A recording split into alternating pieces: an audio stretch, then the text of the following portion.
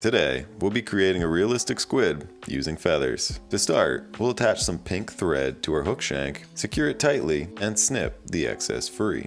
Continue wrapping to the back of the hook shank, and grab some pink marabou. We'll measure that to be just shorter than our hook shank and secure it tightly. Fold your marabou over and wrap towards the hook eye, folding the marabou back over, securing, and snipping the excess free. This will help build up a little bit of bulk that'll be important later in the pattern. Secure to the hook shank and grab some pink squirmy worm material. Measure it to length, about 2 hook shanks, and secure it tightly. Snip the excess free, and repeat this process on the other side. We'll then set those aside. Grab some pink crystal flash, using your fingers to pick it out to give it a little bit of size variation. Secure it loosely to one side and rotate it around the hook shank. Secure the other side, doing the same. Continue to secure back towards the marabou, trimming up the crystal flash to your liking. My goal is to keep it a bit longer than the marabou. We'll then grab a pink ostrich herl. Grab a clump of about 8 fibers, secure it to one side, once again twisting it around the hook shank.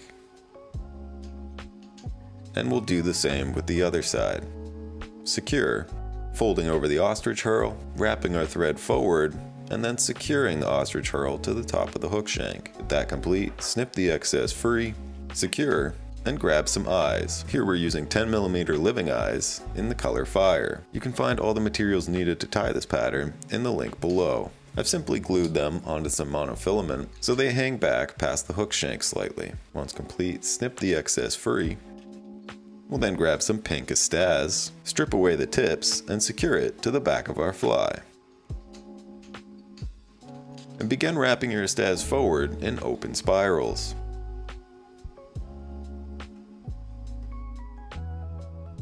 Once you reach your thread, secure tightly and snip the excess free.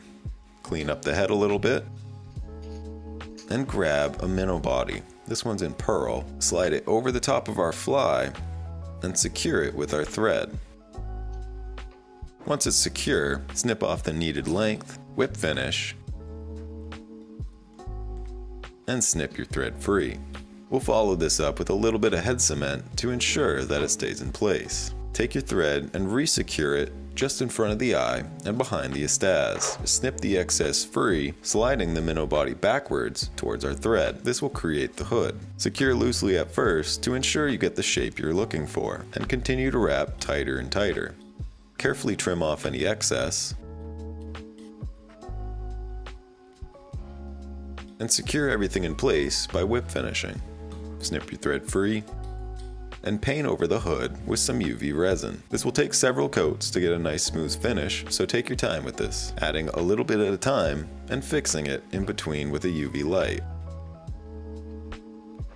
With the hood finished, we'll grab some Sharpies to add some pigmentation. Here I'm using blue, red, and purple. Simply add some dots over the hood in each specific color in order to give it a little bit of variation.